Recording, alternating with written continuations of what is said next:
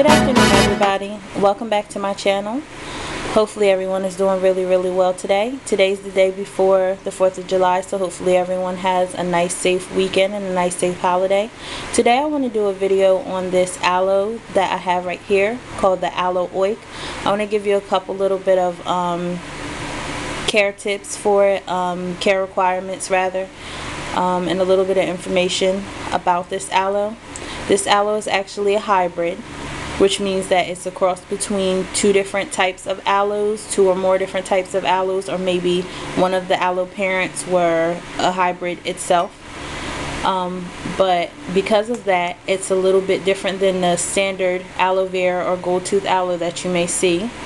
And unlike the two of those, this one is a little bit more sun hardy, meaning that it actually can take a little bit more sun than other succulents because the leaves are a little bit more rigid and a little less sensitive to burning.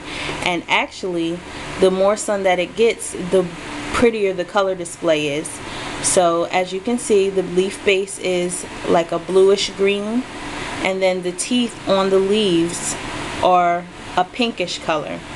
Where I actually purchased this aloe was from Walmart, and where they had the aloe, it was getting a lot of sun, no shade, no type of protection at all. It was getting all sun, and it actually had a flower stalk, but I guess the flower stalk was a little bit more sensitive to the sunlight, and that had dried really badly, so I just clipped it off. Because one thing about flower stalks and different things, if they are dead, you really should cut them off of your succulents, no matter what type it is, if they're dead.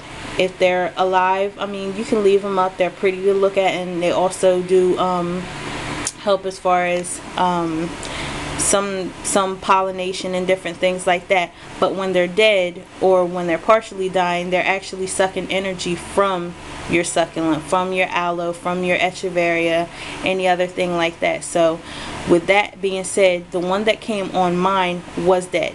So I just clipped it off. I cleaned up some of the dead leaves and I potted it up. Now as far as potting, you want to give it a pot that's a good size, not nothing too big, not nothing too small. You don't want to become root bound, and you also don't want to put it in something too large. As far as the soil that it needs, I just used the generic, the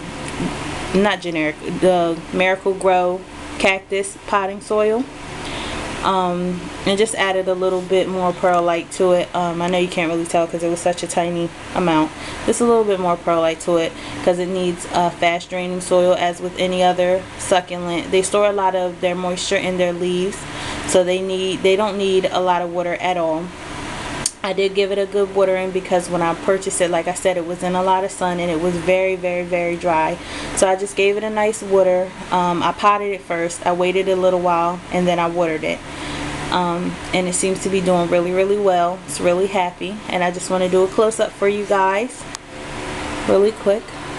You see the nice coloring on that leaves. I know my camera's not really focusing too great, but there's the nice coloring on it, that bluish green, and then you see the leaves. I know it's reading across a little bit orange, but it's more so a orangey pink.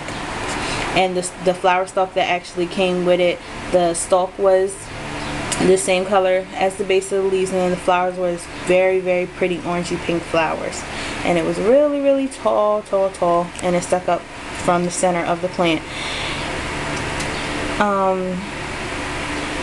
I believe that's all the information that I'd like to share about this guy. If you guys have any questions, feel free to comment, and I'll do the best that I can to find the information for you if I don't know offhand. Please don't forget to like and subscribe and share this video, and hopefully you guys have a safe holiday, and thank you for watching.